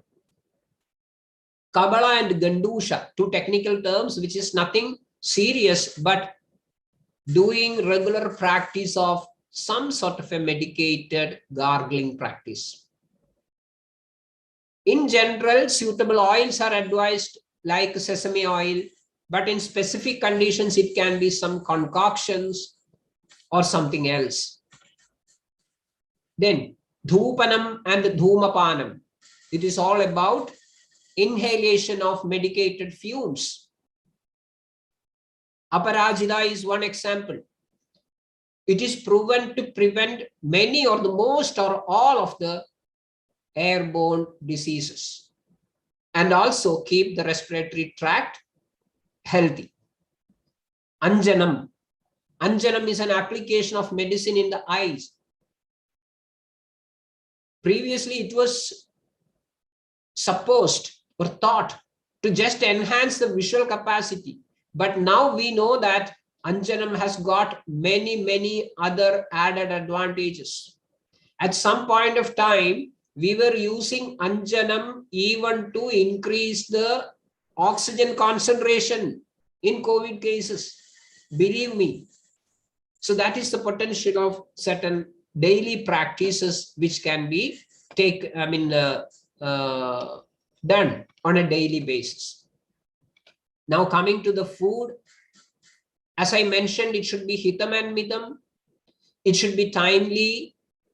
It should be as local as possible, as seasonal as possible, fresh, easy to digest, and homemade. Definitely, I can understand the challenges of urban living these days, working outside. But it is a fact that even if we are going through a different sort of lifestyle, body's basic biology, basic mechanism is not going to change. So whenever you go away from these things, definitely we are compromising on it, which we will have to compensate with some other mode. Lifestyle, we have already mentioned the 4 limbs. Dinacharya, according to the day and the season, which we mentioned, and virtuous living, dharmic living, which is very, very important. I do know that these things are becoming some sort of a fake currencies these days. But the fact remains, Ayurveda considers every disease as ragadi. Ragadi means something which has its origin in raga. Raga means uncontrolled desire. So when you have uncontrolled desire, your capacity of comprehension and reaction is going to a different mode. Gita tells us, Dhyayato Vishayan Pumsah Sangasteshu Upajayade Sangat Sanjayade Kamaha Kamad Krodho Bajayade Krodhad Bhavadi Sammoha Sammohad Smriti Vibhramaha Smriti Bhramshad Buddhinasha Buddhinashad Pranasyati. So this is a universal fact. This is a universal statement. So you have to live a virtuous living. You have to find some sort of fulfillment, saturation, satisfaction, gratefulness for every day and night which you are given with in your life. Now coming to COVID-19, I think I will not explain too much of it because Girija ma'am done a beautiful work and she explained it in a nice way. So I'm not going to take much of time on this. COVID-19, does Ayurveda work, prevention, treatment, post-COVID care, rehabilitation, and system restoration. I'll not be explaining anything. This is the Ayurvedic approach, which Girija ma'am already explained. Pattern of the fever, if present, she already mentioned that in general, it is considered as a Vada Shleshma Jwaram. Then other symptoms are taken into consideration. Involvement of systems, predominance of dosha or doshas, then framing a customized disease map and strategizing treatment. So there is no one universal protocol. You can have n number of methods, n number of medicines, n number of approaches in treating the same disease. Okay, this I'm not going to explain. Status of Agni is very important. Sleep quality is very, very important in the management. Mental status of the patient and gravity of the complaints to be judged properly. Diet based on the status of Agni. Simple basic food is the best option to treat a fever. Gruels, broken rice or wheat, cooked vegetables, green gram, and certain things are to be avoided. Heavy stuffs, milk, curd, butter, ghee, non-vegetarian, fried, refrigerated, tubers during the attack of fever. No head bath, no daytime sleep ideally. Complete rest is advised. And again, the bowels and the other natural urges are not to be whole. Medicines are given whenever needed. Many formulations, which I'm not going to explain. Avoiding unnecessary anxiety and panic is very, very important. Fear of death is there in the air all the time, especially after the outbreak of COVID-19. So reassurance is very, very important. Generally, the treatment period is uneventful and the outcome is excellent. I'm not going to explain this. Fine, post-COVID issues, which I've already told. There are many things: tiredness, persisting loss of smell and taste, heaviness of head, shortness of breath, heaviness of chest, gasping even on mild exertion, loss of appetite, loss of sleep, aggravation of existing medical issues, all are there. And here also, Ayurveda can do its duty very beautifully. Reassurance and convincing the importance of proper care is the first thing. If present, the fever is to be monitored. Body weight management, proper evaluation of symptoms for serious damages, and monitoring comorbidities. Agni assessment is done because Agni is supposed to be the vital force which is going to help in the proper management, proper assimilation of everything, including diet and medicine. Medicated drinking soups, water, yoga, breathing exercise, and sunlight. Sunlight is very important. Abhyangam and medicines which are called as Rasayana and Balya for 1 to 3 months. There are many formulations. Proper Rasayana Chikitsa to address tissue damage like lung fibrosis. Proper use of medicated ghee preparations, which is known as Shamana Sneha Prayoga. That is required for the repair of the tissue damages. Then, to conclude, disease management is not simply a tug of war between the man and the microorganisms. It is more about healthy living practices. Coexistence with microorganisms will be the motto. It was the motto, it is the motto, and it will be the motto. All diseases have dual foundation, body and mind. Address both. Very, very important. Emotional states are crucial. Ragadi Roga, which I already explained. Now, there is a prescription for immortality explained in some Ayurvedic classics. That concoction has these ingredients: Dana, Shila, Daya, Satya, Brahmacharya, Kritatnyada, Rasayanani, Maitri, cha, Punya, Ayur, Vriddhi, Krit, Ganaha. This formulation has got its ingredients like: number 1, generosity; number 2, character; 3, compassion; 4, truthfulness; mind control; obligations; Rasayanas as the medicine; and Maitri, friendliness. So if you make a concoction out of all these ingredients, you are going to be an immortal with complete health. Let our experience of this pandemic throw a new light and insight about what is life all about. So I thank the organizers of this wonderful session with this prayer: Sarve bhavantu sukhina, sarve santu niramaya, sarve bhadrani pashyandu, ma kaschid dukha bhag bhavet. Namaste. Thank you once again. Namaste, Vaidyanathan. It was such an awesome, inspiring session from you. Sticking to the basics with such a clarity was really so enriching to listen to. For those who were interested to hear the quote from the Gita, it was from chapter 2, verse number 62 and 63. It says, the ladder of fall, which the doctor said the basis of all the diseases. Thank you, doctor, for enlightening so well. Excellent. Thank you. Thank you. Thank you. We go for last but not the least speaker, Dr. T.S. Krishnakumarji, who is the professor and HOD of Ayurveda College in Kannur. He has graduated in a Gurukula system from Ayurveda College, Madras University in 1986. He then, so now no more the Gurukula system exists, but he was lucky to be in that batch. He then completed his post-graduation in Rasa Shastra and Bhaishajya Kalpana from Government College, Trivandrum. He was initiated in traditional Rasa Shastra by renowned guru in the lineage of Chattambi Swamigal.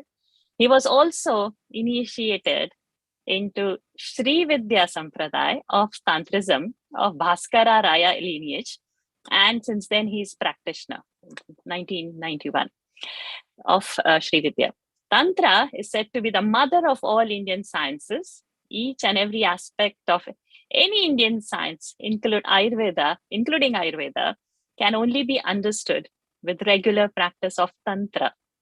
He developed the wisdom of holistic Ayurveda through it and is implementing it in his clinical practice. Dr. Krishna Kumar has his vision, thinking and practice extended beyond the limited boundaries of physical healing to incorporate components essential for holistic understanding and management of health conditions.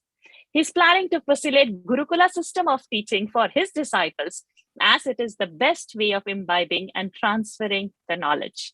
Being a successful Ayurvedic practitioner for more than 3 decades, he has presented about 35 papers at several national and international forums. He's presently working as professor and head of the Department of Agada Tantra, MBR Ayurveda College, Parasnikadavar, Kannur. He is also the member of Board of Studies of Ayurveda, Medical PG at Kerala University of Health Sciences. He was the founder president of Ayurveda Vikas Kendra Trishur, a charitable organization for development of Ayurveda clinical practice and research in 1990. Envisioned on the concept to preach, practice, and propagate holistic Ayurveda, he started Shantiniketan Ayurveda Nursing Home at Kozhikode, Calicut in 1990. In 2014, founded Gurukulam, Chetas in Vadakara, and 2018 February 21st, started Atri Ayurveda at Malappuram. Dr. Krishna Kumar was one of the conveyors of the first Ayurveda Congress organized by Swadeshi Science Movement at Cochin in 2002. In 2003, he was awarded with Vasudevan Memorial Award for the best article in physician in a very renowned journal. He has been trotting all over the globe teaching Ayurveda. He had opportunity of serving as a regular faculty for several Ayurvedic meets, including Tattva Prakashini and Ashtanga Hriday Saptaha, residential programs organized by AVP Coimbatore, and was recipient of 2017 Best Teacher Award by Jidnyasa, a national organization for development of Ayurveda. He had opportunity to endeavor as a chairman and resource person for the 5th International Ayurveda Conference organized by Vaidyagram Coimbatore. He also handles popular columns about Ayurveda in several newspapers and journals, and has received several prestigious honors for his selfless works in promoting practice of holistic Ayurveda. Today, he's going to talk on reaching out to effective traditional medicines and immunity aspect, experience sharing. Dr. T.S. Krishna Kumar. Thank you, Dr. Varsha, for a good, not even a good, a fantastic introduction. Respected Kumaranji, Dr. Ajit, Dr. Varsha, and of course, Dr. Joshi. He's the classmate of my first batch in Coimbatore Ayurveda College, Dr. Joshi, who is working in Singapore. And Dr. Girija and Dr. Prasad, I know quite well about them, and Dr. Lakshmi. Okay, thank you for giving such an opportunity to have a presentation in this venue. So first, let me say about COVID.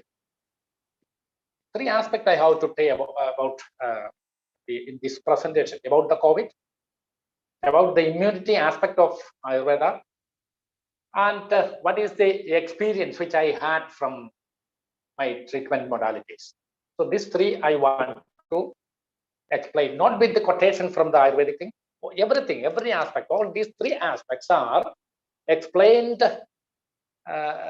not through my what I have to say, Charaka, Sushruta, and Bhagavata quotations, typically, or only by my experience I am explaining, or I am just discovering that the meaning of COVID, the meaning of immunity in Ayurveda, and my experience. So first, let me explain about the COVID. So we know that we have 3 factors which we are taking in. 3 factors. The 3 factors are the air, water, and food. So the same thing we can say in the srotas, we can say the first three srotas, the prana, udaka, and navadha srotas. These three are the main srotas. So actually it has a particular meaning. Why these three? It has a particular meaning, a special meaning it has. These three are the contributing factors to the body, or the nourishing factors to the body. The air, the water, and the food. And it is very important that the subtle, the sukshma principle or the sukshma srotas is air, then comes the water, then the sthula or the physical thing is the, we can say, the food. So all these three factors, when enter into the body has to assimilate it, to fight against it, and to assimilate it, metabolize it, and to make ojas from that, from that factor. It is very important. So the first three, then comes the 7 dhadus, sapta dhadus, then comes the other 3 malas. So there are 13 srotas. Out of these 3, there is a nourishing factor. Again, I am putting it nourishing factor. The air which we breathe in has to become our part. It is our part. So the body has to fight. Our prana has to fight to that air and to make that air into our prana. So this is very important. The air, our prana has to assimilate, and that prana, the air should become our part. This is very important. The water which we are drinking, whether it is filthy or not, good or not, or perfect or not, or pure or not, the body prana has to fight against it, assimilate it, digest it, assimilate it, and has to become the prana part or ojas. So the air is becoming ojas, the water is becoming ojas, and the food which we are taking is also becoming ojas after digesting, metabolizing, and it has become our part or the prana part. This is very important in Ayurveda. So then all these 3 nourishing parts, as I told, the nourishing, the pranavaha, utakavaha, and anavaha, when it enters into the body, the prana, the water, it has to be digested and it has to become dhadus, sapta dhadus. What is sapta dhadus? Rasa, mamsa, medas, majja, sukrani, is dhadus. And finally, what happens after transforming all the air, all the water, all the food, the body will be or will become prana or ojas. So that is the immunity, we can say. That is the immunity. Ayurveda always explaining of that type of immunity. It is not the immunoglobulin we always preach upon. We have to have the immunity, whether we have the immunoglobulin or not. We should have the proper function of the body, because the ojas should be so precise, so perfect, so clean. Then only we can perform our duties. So for that only we are breathing, we are taking water, we are eating food. So when the air which we are breathing in is not perfect, our prana will suffer. Our prana will suffer. When the water which we are taking is filthy water or not good, not clear water, the prana will suffer, the body will suffer. And when the food which we are eating is not wholesome or perfect, the body will suffer, because it is agandu, it is extrinsic factors. These are called extrinsic factors. So the extrinsic factors are the air, the water, and the food. So when it has to become intrinsic, so the same thing should become intrinsic, because the intrinsic factors are the doshas and sapta dhadus and malas. These are all the intrinsic factors. So whatever the extrinsic factor enter into the body, the prana has to digest it and make that factors, that extrinsic factors into intrinsic, or then only there will be ojas. So here what happens in COVID-19, the extrinsic factors are so strong. You just imagine that the extrinsic factors are so strong. The air which you are breathing is not good, not pure, or impure air with COVID or coronavirus you are breathing in. Just imagine. And just imagine that the intrinsic factor is so fantastic and so dynamic. The extrinsic factor cannot conquer you. It cannot conquer your ojas. So the COVID, when it enters into your body as a foreign body, the prana of you or the intrinsic factor, when it is so fantastically, dynamically organizing it or digesting it or metabolizing it, if the COVID virus or the COVID-19, the coronavirus cannot enter into you and create any disease. This is very important. So these factors in COVID-19, what happens?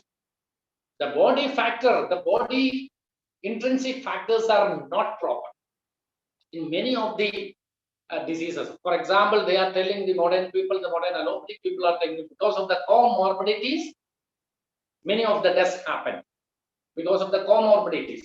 What is the meaning of comorbidity? Because the comorbidity here means the ojas is very low at that level because you have many diseases, many symptoms and signs and syndromes you have. So the ojas in you are not in a proper way to fight against the extrinsic factor like water, air and food.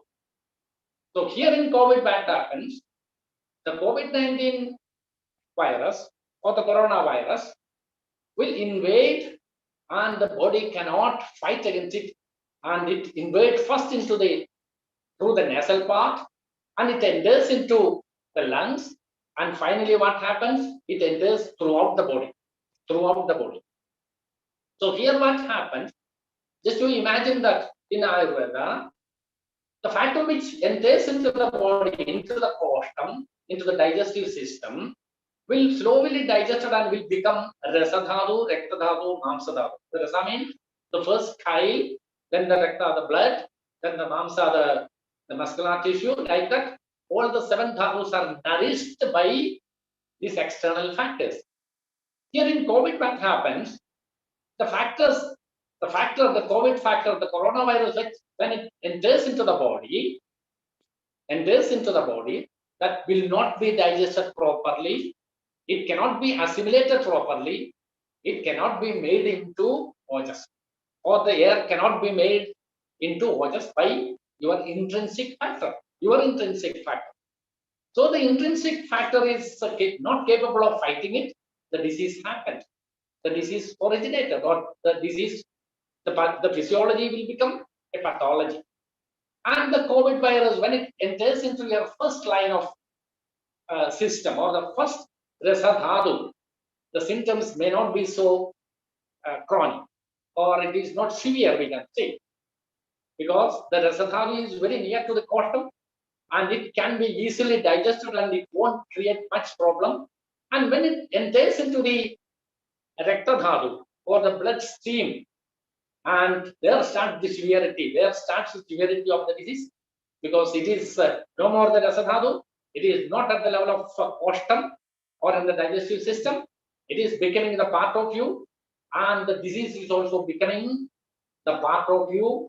The physiology will become pathology because of the coronavirus. It spreads throughout the it slowly that invade your rasadhatu, rektadhatu and mamsadhatu, and it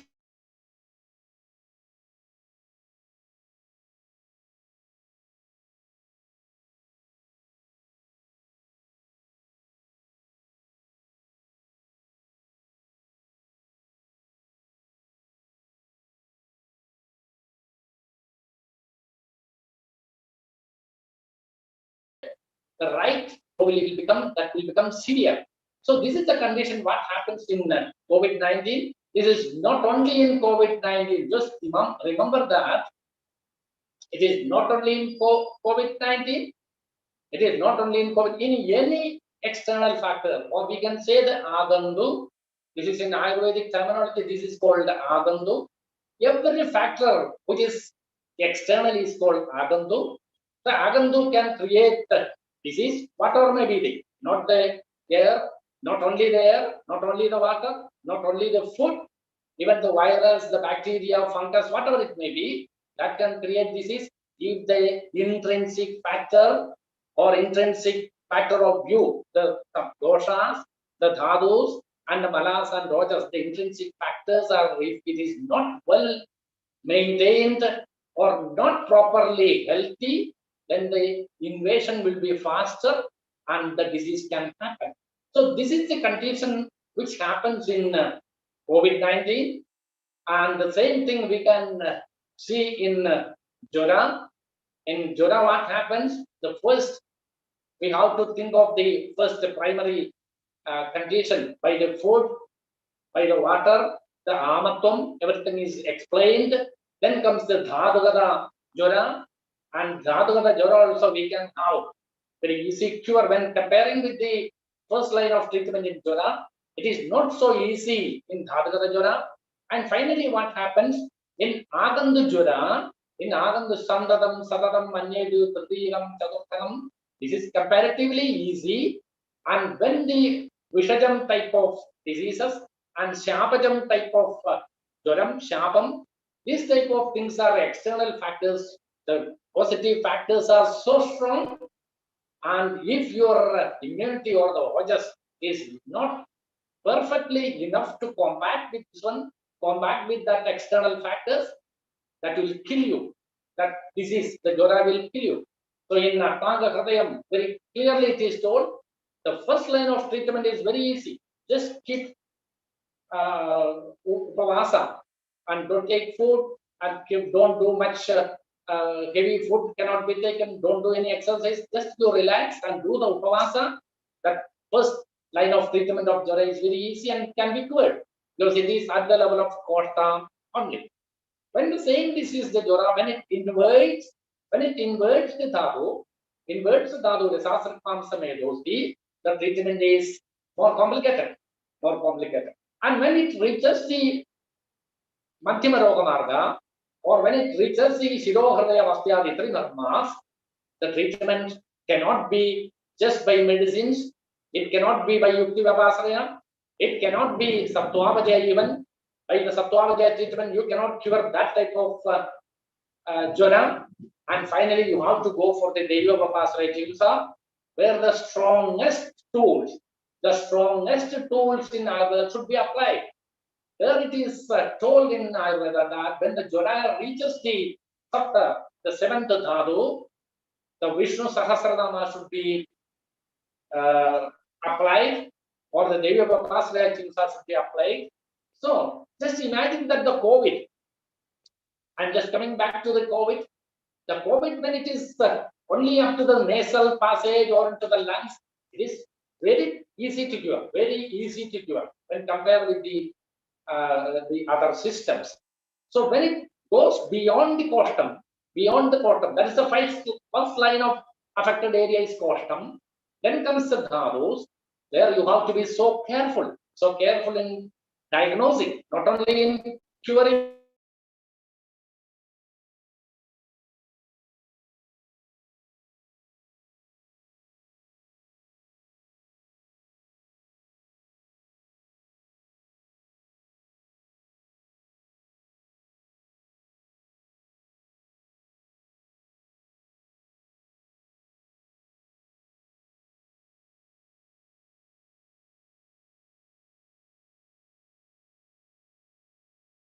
Affected, what type of dynamism is affected, what type of or which dhatu is affected, and what can be the right signs and symptoms, what is a holistic link between the dhatus. This is very important. The pathological links of the dhatus should be probed. That is, most of the allopathic or the modern people, what they are doing, they are just seeing one symptoms. It is very important. We have to see the link, the holistic link between the dhadus, the pathological link. This is very important. When that particular COVID-19 is affected the blood, or there is a dhatu, rekta dhatu, mamsa dhatu, and finally when it reaches the bloodstream or in the upper part or in the brain, the link between the dhatu pathology, or we can say the synergistic action of that pathology should be well studied, then only we can have the treatment. So at that level, just you imagine about the jwara chikitsa, The first line of treatment is so easy. Amapajanam is fantastic. Amrutotharam Kashayam is so fantastic for that type of jara. But when it reaches the same jara, when it reaches the brain, just by the Amrutotharam Kashayam or Amardanatam or Vitumaran Guliga or even with the Mukadi Guliga, you cannot have the cure in jara. The same thing is happening in COVID-19, where we are, most of the Ayurvedists and modern people, they are discussing only at the level of lungs and the nasal passage. That is not the way. So that's why they are telling, now the disease is spreading throughout the body and it reaches the brain and makes the patient suffer, and cardiovascular symptoms are coming and the paralysis are occurring. Many symptoms of Vata Rogam, or I can say not Vata Rogam, I used to tell this one as Prana Rogas. Not only the Vata Rogas, the Prana is affected, and it is not Vata Roga, it is the Prana Roga. So immediately when it reaches the upper Prana or in the Uttamangam, the death is imminent, the death is sure. So we have to be careful about the COVID and its interrelation or the synergic action of the dhadus. Then only we can have the right type of treatment and right type of diagnosing and right type of treatment. And just imagine that we have there is a dhatu jara, then the recta dhatu jara, and mamsa dhatu, and when it reaches the shukla dhatu, the seventh dhatu, the death happens. The same is with the COVID-19 or coronavirus. And you just imagine that in Vishachikitsa, in toxicology of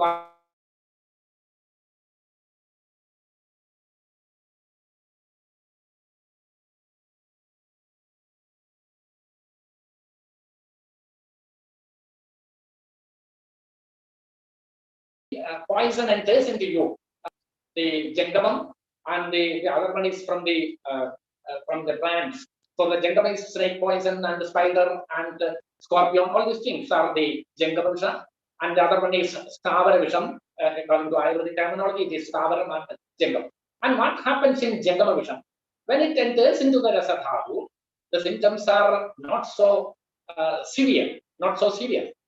I'm coming to very. I'm sorry. Sorry that I am explaining the Vishya. Don't think that I am explaining. I'm going to explain the Vishya. No. For the COVID protocol, we have to develop. We have to have a particular logic for us.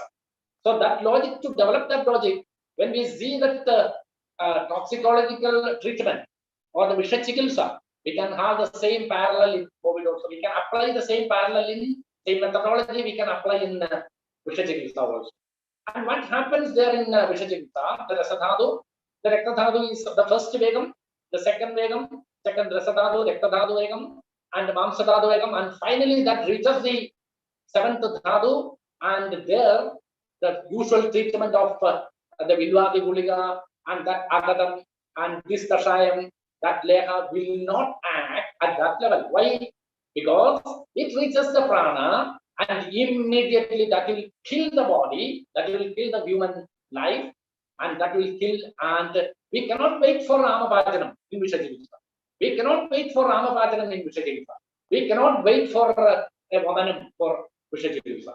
Because that poison is against the Ojas, totally 100% against the Ojas.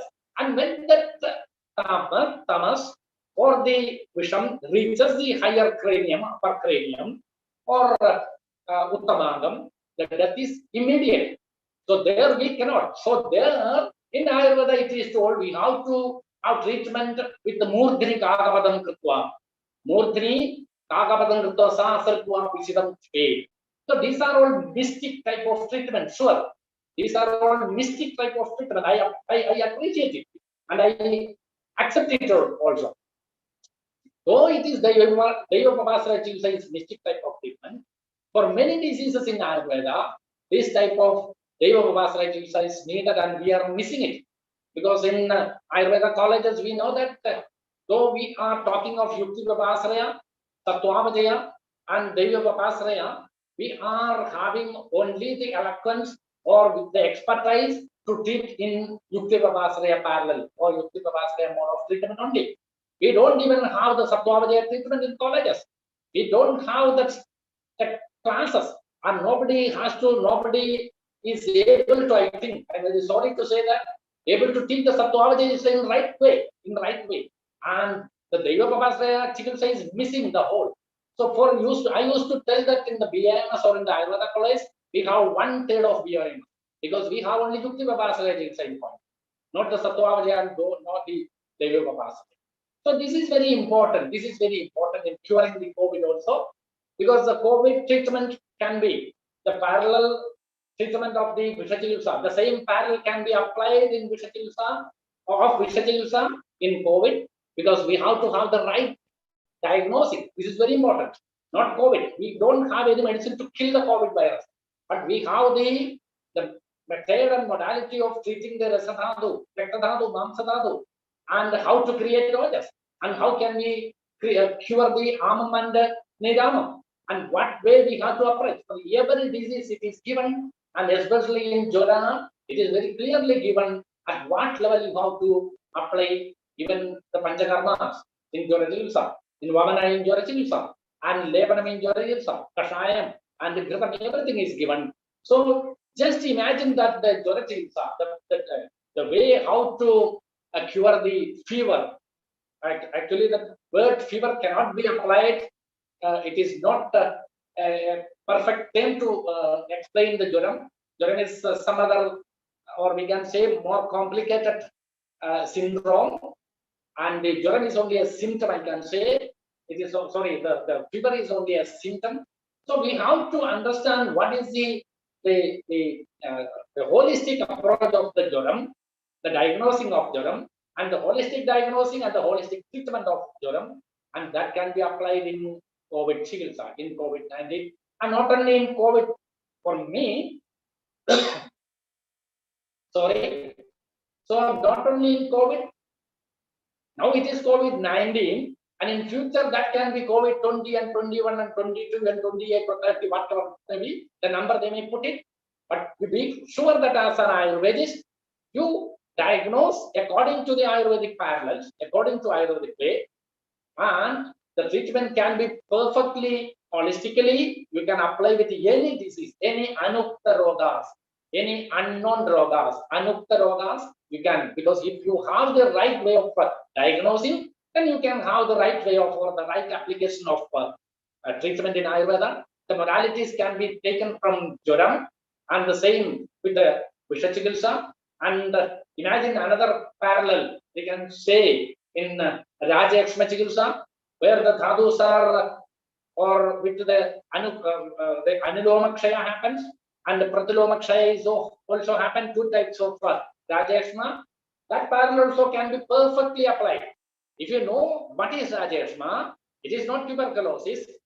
If you know the diagnosing, the holistic diagnosing of Rajayakshma, what is Anulomakshayam, what is Pratilomakshayam, then you can apply the COVID, for the COVID treatment also, the same parallel you can use it.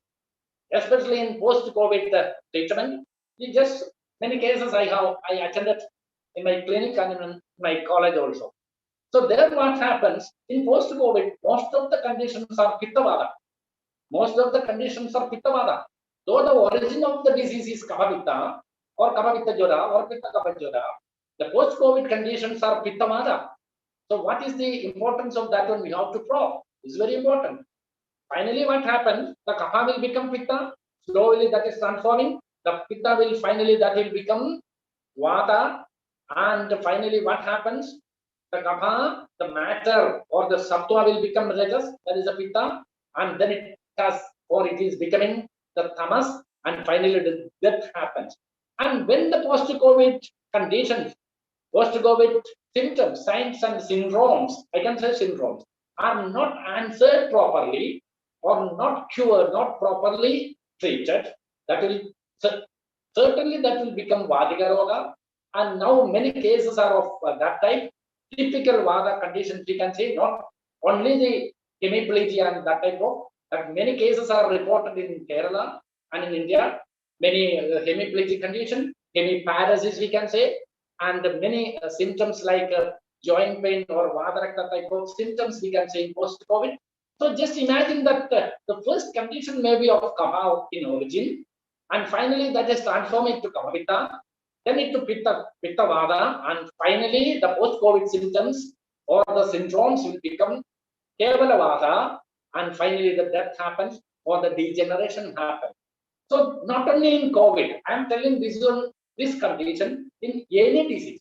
In any disease, the same pathology or the same protocol can be applied.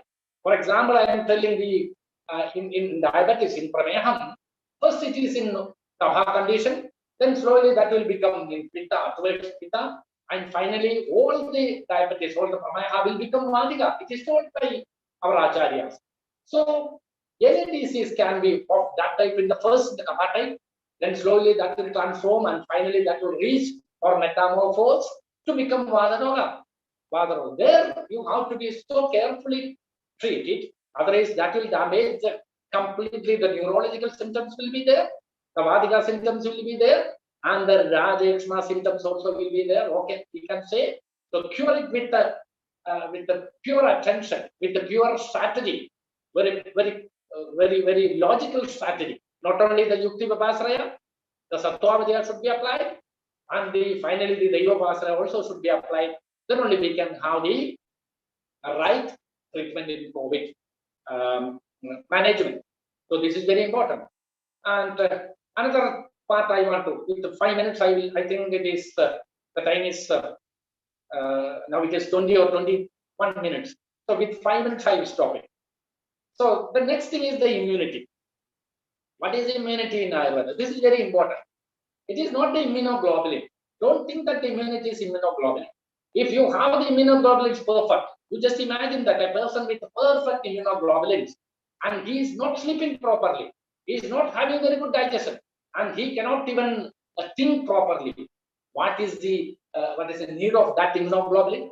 What is the necessity of that one? What is the need of that one? So it is not the immunoglobulin. The body has to perform its functions perfectly. And it is told in Ayurveda very samadhatu, samadosha samagnischa, samadhatu malakriyaha. This is very important. And you just imagine that prasanna atma indriya manaha. This is very important. So at that level, you have to go to the Vipasraya Chikitsa. Prasanna atma indriya manaha. Otherwise, you don't bother about it. To create the Agni, you give some digestive medicines. That is not the way the Ayurveda is visualizing or looking the holistic health. It is not the way. Samadosha, Sama Agnisha, Sama Dhatu, and Sama Malakriyaha. Just imagine that. The evacuation of the urine and feces should be so perfect. Then only you are having that health. Just imagine that how far our acharyas are explaining the holistic health. If you are taking food, the digestion is perfect, you are sleeping well, you just imagine your digestion and metabolism is perfect, but you are not urinating.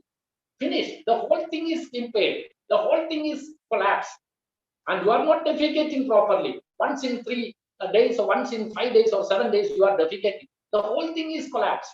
The digestion may be perfect, the sleep may be perfect, but the evacuation of the feces is not perfect.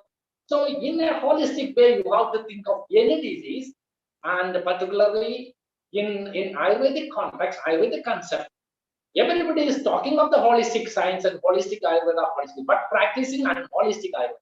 This is the problem with Ayurveda. I'm sorry to say that. So it is very important. Samadosha samagnischa, samadhatu malakriyaha, prasanna atma. You just ask a question to an Ayurvedist, what is atma? They cannot answer. Indriya, what is Indriya? Jnanendriya and Karmendriya, they may tell. Mana, what is the mana? What is the Sattva-avajaya? In the manas, you have to apply the Sattva-avajaya. In the Samadosha, Samagnisha, Samadhatu, you have to apply the Yukti Vipasraya. And for Atma, you have to apply the Daiva Vipasraya only. Then only you can have the holistic. And that's why Acharya told Yukti Vipasraya is very important. Sattva-avajaya is far more important. And then comes the Daiva Vipasraya Chikitsa, where you have to have the control over the Atma or the Prana of the patient. Then only you can have the treatment. Then only it will become holistic. Otherwise, in preaching it is holistic, in practicing Ayurveda is unholistic. So in this way, when you are approaching the Ayurvedic COVID patient, we can have our own way of diagnosing, not diagnosing with the modern diagnostic tool and applying Ayurvedic medicine. That is not holistic. It is blended. It is not Ayurvedic concept. It is not Ayurvedic holistic treatment. And just imagine that all the factors of the body, I'm coming back to the immunity, all the factors of the body, every fractions of the body, and every faculties of the body is in perfect dharma. I'm again repeating that. Every factors of the body, every fractions of the body, and every faculties of the body is functioning so dharmically, perfectly with dharma. Then comes the ojas, then comes the right way of health. So the dharma is important. When the dharma of your bodily parts, your sama, your agni, your dhadus, your ojas, even your the hair, the urine, everything, it should have its own dharma. Perform the dharma, then means you are attaining the higher level. When the dharma is performed, you will attain the moksham according to the philosophy of Indian philosophy. Like that, when the dharma is perfectly okay in your body part, then you will attain the ojas and immunity and perfect health.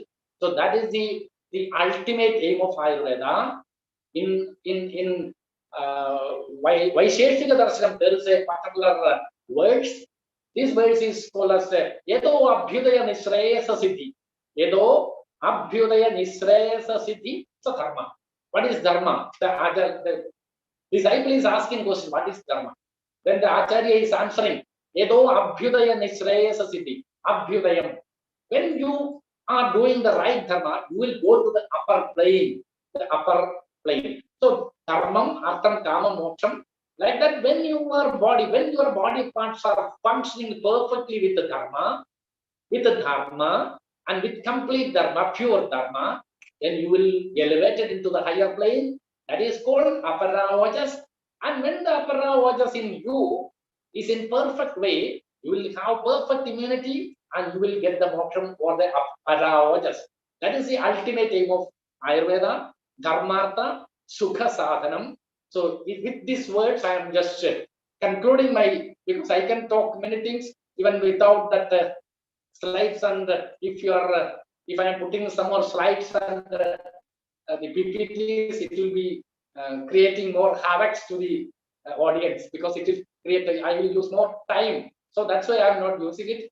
I just put this Ayurvedic holistic diagnosing of COVID and treating of COVID, and how it is related with the Joram, and how it is related with Vishajilsa, and what is the relation between the Rajekshma. So I am concluding and thanking all the organizers for giving me such an opportunity to brief a little, maybe some complicated briefing about the COVID and its experience. Thank you for me. Thank you. Namaste, Dr. Krishna Kumarji. Thank you for such a wonderful session. In spite of all the challenges with the power failure and all, still we held it on and we have done it. Thank you so very much for this. Before we do the official closing, we will have just one question unanswered in the boxes about the usage of Guduchi and Neelavembu as immunomodulators. People have started using it, and since 2 years. So the question is how long it can be used. Any of the panelists could unmute and take this question to answer, please.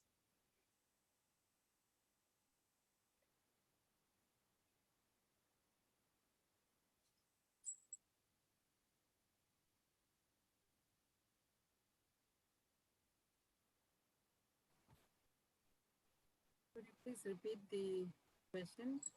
Yes, the question. Guduchi and Neelavembu people are using because somebody introduced as immunomodulators, and it's been now used for past 2 years. So how long these herbs can be used? Is it safe to use continuously is the question. So can I answer? Can I answer? Hello? Yes, please. Yes, please. Go ahead. Any of the panelists. Okay. So any medicine, when we are using or applying into the body, we have to see the condition of the patient. It is told in Ayurveda, Purusham Vikshya. We have to see the agni of the patient, the digestive capacity, and what is the where the patient is staying. The desham is important. The doshyam is important. What is the dosha? Doshyam balam. The capacity of the patient. Everything should be analyzed. Then only we can apply. And when you are taking this one, generally we can say from government advice was there to take the Chavanaprasha. Just imagine, Chavanaprasha can be used for COVID patients, for COVID patients. It was, I think in 2020, March or April, they just put it, can be used. And the Chavanaprasha should be without sugar, or without sugar candy or jaggery. The Chavanaprasha should be made with only with that medicine, not with the base like jaggery, sugar or sugar candy. So it is not Chavanaprasha. It is not Chavanaprasha. When we are not using that base, the sugar candy and jaggery, it is not Chavanaprasha, some other prasha it can be. And like that, when we are giving such type of advices or prescriptions, we have to be very careful that the medicine can be used, but judiciously it should be used. Judiciously. When the patient needs that one, the Ayurvedic doctor should analyze it, diagnose it, then only we can apply any treatment, even the bath, the abhyangam, everything. And be careful that when somebody is using this one, the Chittamarda, that means the Guduji and the Nilavempa continuously, no doubt that out of 100 patients, some or 10 or 15 patients may be having some side effects of that one if it is used too much. If that particular drug is used too much, that is both are Langhana type of treatment. It is not Brahmana. A patient who needs the Brahmana, taking this particular Guduchi and this Nilavempa continuously as Langhana Drivya, no doubt that will create some problem. And better that patient should go to a nearby doctor, an Ayurvedic doctor, and assess the condition, the pathology of them, the condition of the body, and better to continue after that, please. Thank you, Doctor.